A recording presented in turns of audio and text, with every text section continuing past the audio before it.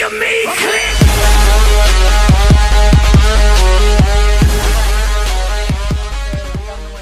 Students, आज हम पढ़ेंगे कल्पित माध्य विधि। क्या पढ़ेंगे? कल्पित माध्य विधि। ठीक है, इस कल्पित माध्य विधि में क्या पढ़ेंगे? इस कल्पित माध्य विधि में हम कुछ नहीं पढ़ेंगे, माध्य पढ़ेंगे और क्या पढ़ेंगे। ठीक है, तो पहले जो वीडियो है उसके अंदर क्या पढ़ चुके हैं? उसके अंदर हम पढ़ चुके हैं, माध्य पढ़ चुके हैं। ठीक है ना, और माध्य कौन सा पढ़ा? सिंपल वाला माध्य पढ़ा। ठीक है, उसके अलावा वर्ग अंतराल वाला माध्य पढ़ा। ठीक है ना, लेकिन वहां पर कल्पित माध्य विधि से नहीं करना था और यहाँ कल्पित माध्य विधि से करना है। और कल्पित माध्य विधि में ऐसा कुछ नहीं है अलग से कि भाई ये क्या आ गया, ये कल्पित माध्य है ना। कल्पित कल्पित नहीं होता है, मानना। क्या होता है?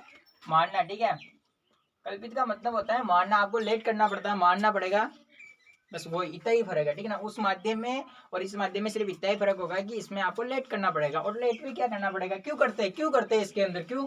ये जो सवाल है ना, कल्पित माध्य वाला सवाल, ये जो पहली वाली क्लास में मैंने बताया था ना, उससे भी हल हो सकता है। लेकिन उससे क्यों नहीं करते इसको इसीलिए नहीं करते क्योंकि इसके अंदर वर्ग अंतराल चलता है 100 से 200 वाला। कौन सा वाला? 100, 200, 500 वाला, ये वाले वर्ग अंतराल चलते हैं। फिर इसके अंदर क्या आएगी? इधर एक्स आएगा, एक्स आई वाली बनती है ना वो टेबल। ठीक है, तो 100 बात की एक ही बात है कि इसके अंदर क्या है कि आंकड़े थोड़े ज्यादा हो जाते हैं और गुणा भाग करने में गलती हो जाती है। इस वजह से इसको फिर एक कल्पित माध्य दिया गया है। और इसके मतलब ऐसे कुछ जैसे कि होता है ना कि आपको मान लो कि जैसे कि 500 प्लस 100 प्लस 200, ठीक है, इनको जोड़ना है। आप क्या करते हो?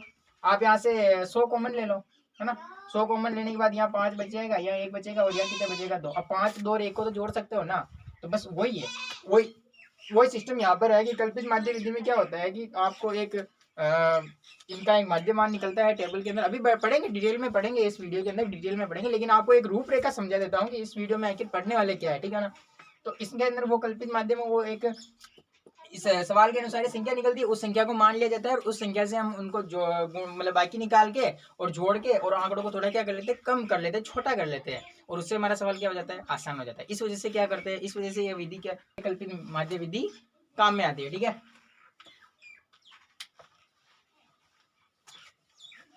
आप ही की पर्सनालिटी से एक सवाल लेते हैं। ठीक है, तो ये रहा सवाल की किताब से सवाल है। ठीक है, तो इसके अंदर क्या है कि आपको जो ये वर्ग अंतराल दिया गया है, इसको करने का मतलब आपको जो क्वेश्चन दिया गया है उसको क्या करना है? आपको कल्पित माध्य विधि से क्या करना है? हल करना है और माध्य निकालना है। ठीक है, अब कैसे निकालेंगे कल्पित माध्य विधि से? ठीक है, कल्पित माध्य विधि से निकालने के लिए सबसे पहले आपको एक ही बात याद रखनी है, और एक बात क्या है वो ये है कि आपको इसमें 5 टेबल बनेगी। ठीक है, 1, 2, 3, 4 और 5। ठीक है, उसके बाद में एक में आएगा वर्ग अंतराल। आपको सवाल ऐसे दिया जाएगा, है ना, इसको आपको ऐसे करके लिखना है। ठीक है, तो वर्ग अंतराल पहले वाले में। ठीक है, उसके बाद में श्रमिकों की संख्या, आप देखना आपकी किताब में ऐसे लिखा हुआ है यहाँ, श्रमिकों की संख्या, इसको हम क्या बोलते हैं? बारंबार था। ठीक है, इसको हम FI बोलते हैं। क्या बोलते हैं? FI। ठीक है, तो ये मान आपको यहाँ लिखना है। ठीक है, इतना तो कर ही लोगे, ये देख के लिखना है। अब क्या करोगे? अब 3 और बनेगी। क्या बनेगी? 3 और बनेगी। ये जो x है, ये इसको क्या बोलते हैं? माध्य मान। कैसे निकालते हैं? पिछले वाले वीडियो में मैंने पढ़ाया था कि दोनों को जोड़ के 2 का भाग दे दो, दोनों को जोड़ के 2 का भाग दे दो, दोनों को जोड़ के 2 का भाग दे दो। ठीक है, इन दोनों को जोड़ के 2 का भाग दे दो। इनमें क्या करते हैं? जो वर्ग अंतराल दिया गया है, इसकी निम्नतम सीमा और उच्चतर सीमा में दोनों में को जोड़ करके और 2 का भाग दे देते हैं, तो हमारा मध्य मान निकल जाता है। ठीक है, सभी सवालों में ऐसे ही करते हैं, कोई कंफ्यूजन नहीं है। ठीक है, उसके बाद में अब ये DI बराबर XI माइनस A क्या है? यही तो है, यही तो है आपका कल्पित माध्य है। क्या है? कल्पित माध्य। और कैसे निकालते हैं? माध्य यानी बीच में, माध्य यानी क्या होता है? बीच में। तो ऊपर से 2, नीचे से 2, तो बीच का कौन सा मान आएगा? ये वाला ही आएगा ना। तो बस यही आपका क्या है? कल्पित माध्य है। और इसके अंदर करते अलग से कुछ नहीं है आपके, मतलब एक कोई संख्या निकल जाती है, जो भी है 100, 50 है, 200, कुछ भी इस सवाल में अभी निकलेगी, मैं बताऊंगा आपको। उस संख्या में से XI है ना, इसके मान को क्या कर देते हैं? घटा देते हैं। ठीक है, और फिर ये वाली टेबल आपके बन के तैयार हो जाती है। ये वाली बन के तैयार होने के बाद में अब क्या करना है आपको? यहाँ पढ़ो, FI इंटू डी आई, FI इंटू डी आई। FI कहाँ? ये रहा। DI कहाँ? ये रही भाई, ये DI का मान ही तो है ना। तो ये FI और ये DI दोनों को गुणा करके कहाँ लिखना है? यहाँ लिखना है। और फिर क्या करना है आपको? सूत्र लगाना है। ठीक है, ये सवाल कितने नंबर में आएगा? ये सवाल आएगा आपके पूरे 3 नंबर में। 100% आपके 3 नंबर में आएगा ये सवाल। ठीक है ना, 2 नंबर में तो नहीं आएगा, हो सकता है 4 नंबर में आ जाए, बहुत अच्छी किस्मत हो आपकी, लेकिन ये 3 नंबर में तो 100% आएगा सवाल। ठीक है ना,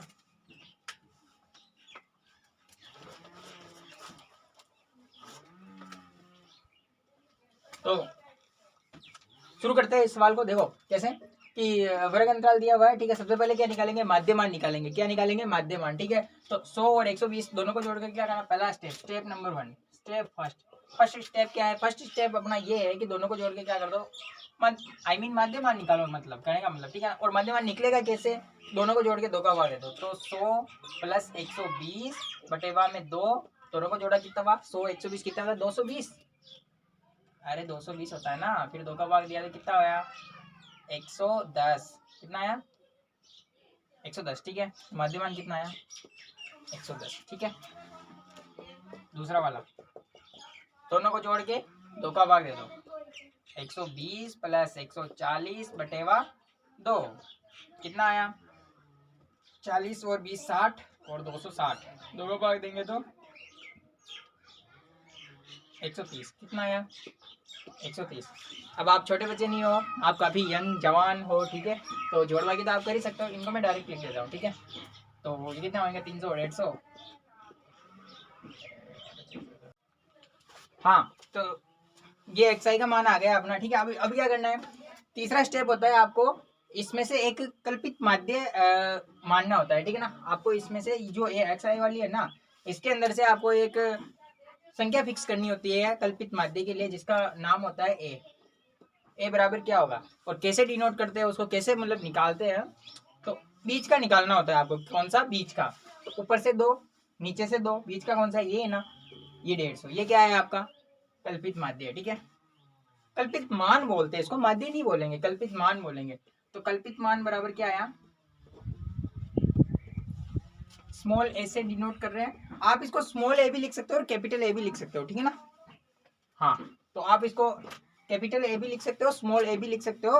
आपको तो याद रखना है कि भाई स्मॉल ए हो चाहे कैपिटल ए हो, कुछ भी लिख सकते हो यार, उसमें कुछ नहीं है, ठीक है। तो इसका मान कितना है, 150, ठीक है, ठीक है। कल्पित मान कितना आ गया, 150। अब ज्ञान देखो, डी आई का मान निकालने के लिए आपको एक्स आई, ये रहा एक्स आई, उसमें से क्या है, ए को माइनस करना है। ए का मान कितना है, 150 है ना, ये रहा ए का मान 150। कहाँ से निकाला, ये रहा। कैसे निकाला, 2 नीचे से हटाओ, 2 ऊपर। अब मान लो यहाँ पर 7 होते, क्या होते, 7 खाने होते, तो 3 नीचे से हटा देते, 3 ऊपर से हटा देते, तो बीच का निकल जाता है, और क्या, सिंपल, ठीक है। तो 110 डी आई निकालने के लिए क्या करना पड़ेगा हमको, एक्स आई का मान कितना है, 110 माइनस लगाना है, और फिर ए का मान कितना है, ये रहा 150। कितना आया, 110 माइनस 150 कितना आएगा भाई, 110 है ना, इसमें से माइनस 150 करो तो कितना आया, माइनस का 40। माइनस प्लस तो ध्यान है ना, जो बड़ी संख्या है उसका चिन्ह हमेशा आता है। तो बड़ी संख्या है माइनस 150 है, इसका चिन्ह 7 आएगा, तो माइनस के 40। अब यहाँ ऐसे नहीं लिखेंगे, यहाँ तो डायरेक्ट आंसर लिखना है हमको। क्या लिखना है, आंसर। तो माइनस का 40, ठीक है। ठीक उसी प्रकार यहाँ आगे देखो, सेकंड वाला, एक्स आई 130 माइनस 150 कितना आया, माइनस का 20, ठीक है। तीसरा देखो, तीसरा है 150 माइनस 150, क्या आएगा, 0। चौथा देखो, 170 माइनस 150, क्या आएगा, प्लस का 20। और लास्ट का देखो 190 माइनस 150 बराबर कितना आएगा, 40। तो लिखो माइनस 20, 0, 20 और 40।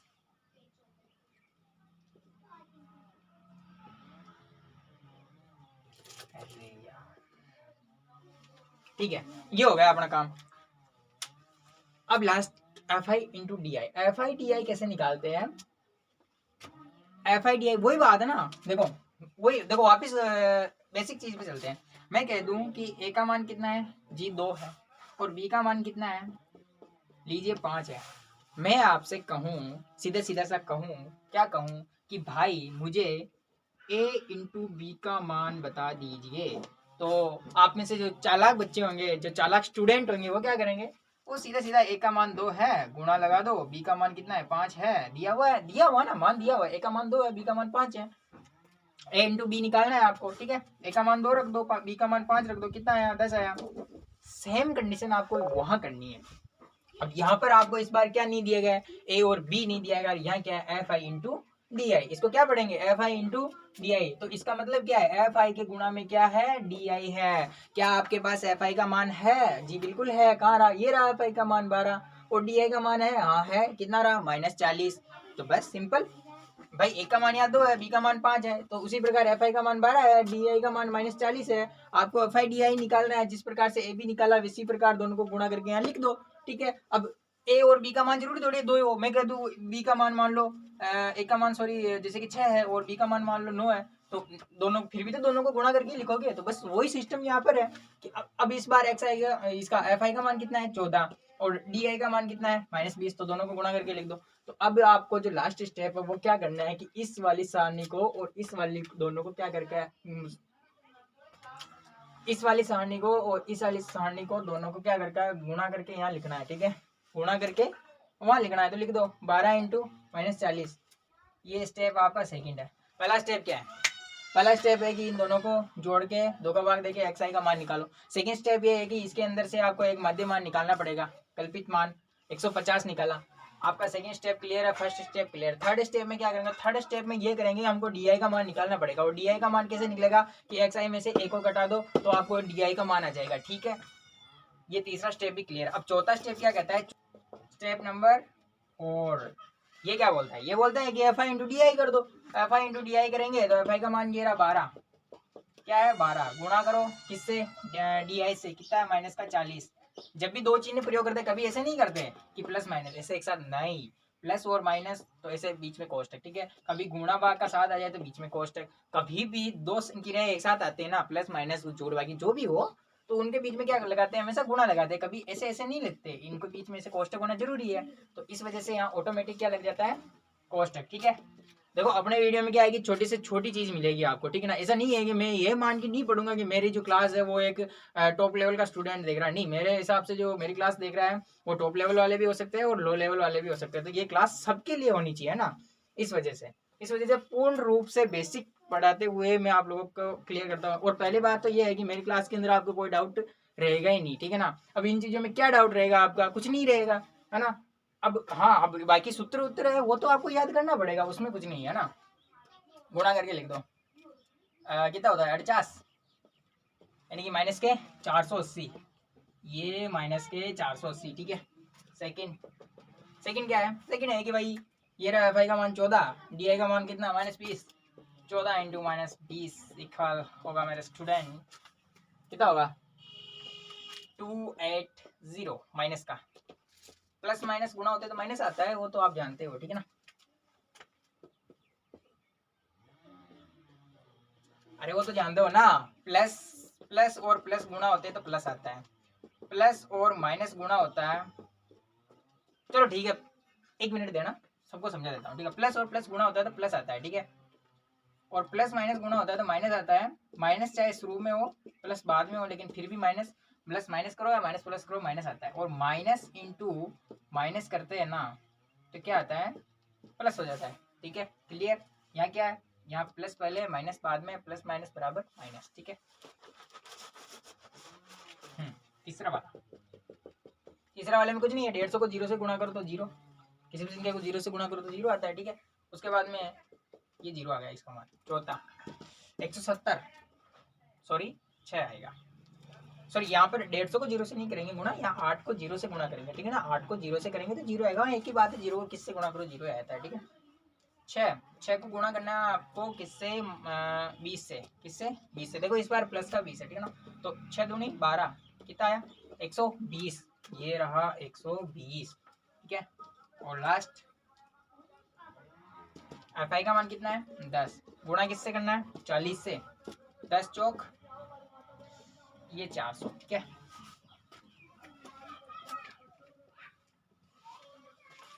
ये आपकी सारणी का काम कंप्लीट हो गया। अब जैसे ही सारणी का काम कंप्लीट हो तुरंत आपको फॉर्मूले पे आ जाना है। ठीक है ना, जैसे ही सारणी का काम कंप्लीट हुआ आपको किस पे आ जाना है? फॉर्मूले पे आ जाना है। ठीक है ना, ये आपका 5वां स्टेप नंबर 5। ठीक है, सीधा किस पे आ जाना? सूत्र पे आ जाना। और सूत्र क्या होता है? सूत्र होता है आपका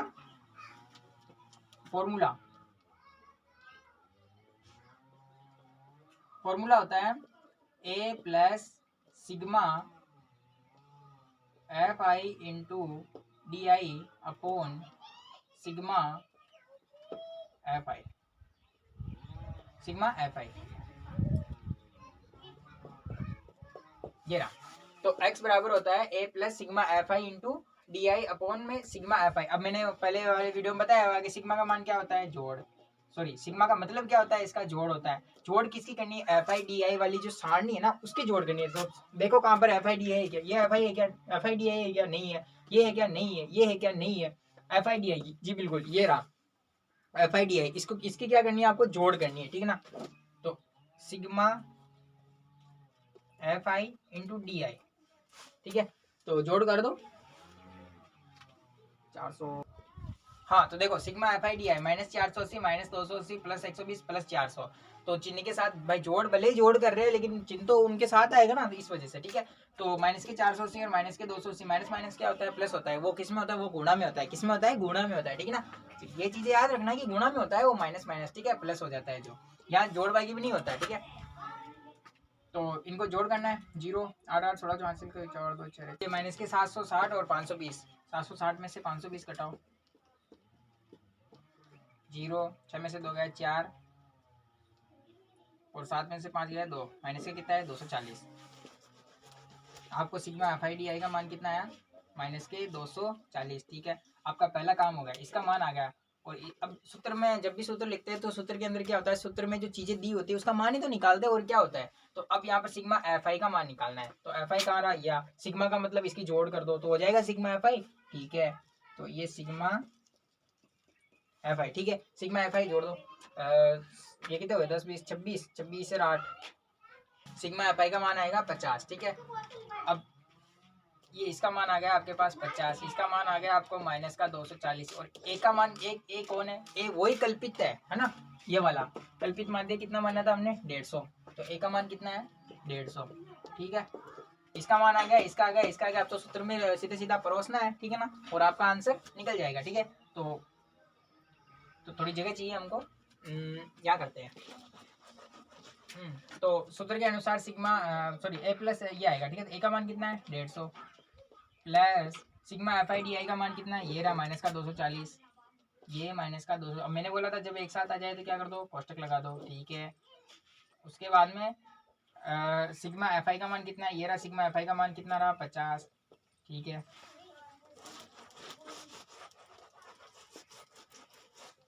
अब इसको हल कर लो, जोड़ बाकी है 150 प्लस माइनस कितना होता है, माइनस होता है, और ये 240 बटेवा में 50, 0 से 0 कट गया, ठीक है। 5 का भाग 24 में दे दो, कितना आएगा, 5 का भाग 24 में दोगे तो 5 चौक 20, 4 बचेंगे और 5 8 40, कितना आएगा 4.8। तो 150 माइनस कितना आएगा 4.8। तो 150 में से 4.8 बाकी निकालो तो कितना आएगा, 150 में से 4 गया तो कितना बचेगा 146, और 146 से 0.8 और जाएगा तो 145 इंटू 2 45.2। जोड़ तो कर ही लोगे ना, जोड़ बाकी है, यहाँ से यहाँ तो कर ही लोगे, ठीक है। हाँ तो एक बार पूरे के पूरे क्वेश्चन को वापस रिवाइज कर लेते हैं। रिवाइज देखो कैसे करते हैं, फटाफट चुटके में रिवाइज करते हैं। स्टेप कितने हैं 5, कल्पित माध्य से सवाल हल करोगे कितने स्टेप है 5। 5 स्टेप कौन से, सबसे पहला स्टेप और उससे भी पहला स्टेप, पहला स्टेप क्या है, उससे पहला स्टेप ये है कि आपको सबसे पहले सवाल देखना है कौन से। अगर कल्पित माध्य विधि से करना है तो आपको मेरे वाले जो 5 स्टेप है वो आपको याद आ जाने चाहिए, ठीक है। कितने स्टेप, 5 स्टेप, ठीक है। पहला स्टेप, सबसे पहला स्टेप क्या है, सबसे पहला स्टेप ये है कि जो आपको वर्ग अंतराल दिया जाएगा उस वर्ग अंतराल का मध्यमान यहाँ निकालना है। सबसे इजी तरीका, सबसे सिंपल तरीका है, आराम से निकाल लोगे, दोनों को जोड़ के 2 का भाग दे दो आपका ये आ जाएगा, ठीक है। ये मान आ गया, पहला स्टेप कंप्लीट। दूसरा स्टेप क्या है कि दूसरा स्टेप में आपको ये वाला सूत्र याद रखना पड़ेगा। सूत्र समझ लो या दिमाग में थोड़ा याद रखना पड़ेगा कि मेरे को इसमें से एक कल्पित माध्य विधि से कर रहे हैं तो सीधी सी बात है कि भाई कल्पित माध्य विधि से कर रहे हैं तो कल्पित माध्य का जो मान है वो एक आएगा ही आएगा, ठीक है। मान लो कि किसी प्रधानमंत्री के लिए बैठक हो रही है, ठीक है ना। ऐसा समझो कि प्रधानमंत्री के लिए बैठक हो रही है और उस बैठक को नाम दिया गया है कि प्रधानमंत्री बैठक, ठीक है, ये समझ लो। तो अब जब प्रधानमंत्री बैठक हो रही है तो प्रधानमंत्री तो आएगा ही आएगा ना, ठीक है। तो वही बात है कि जब कल्पित माध्य विधि से कर रहे हैं तो फिर कल्पित मान तो हमको मानना ही पड़ेगा, ठीक है। तो इस वजह से कल्पित मान ये रहा 150। Second step clear. तीसरा स्टेप क्या होता है कि इस 150 का जो मानना है ना इसकी हमें जोड़ बाकी करनी पड़ती है। और किससे करनी पड़ती है, जो हमने ये एक्स आई का मान निकाला ना इससे करनी पड़ती है, ठीक है। तो कैसे करनी पड़ती है, डी आई बराबर होता है एक्स आई माइनस ए का मान क्या होता है, वही कल्पित मान को ए बोलते हैं। एक्स आई कहाँ से उठाएंगे, यहाँ से उठाएंगे। एक तो यहाँ से 110 उठाया, ए का माइनस किया कितना 150 तो -40। तो इसी प्रकार फिर 130 से, फिर 0 से, फिर 170, ठीक है।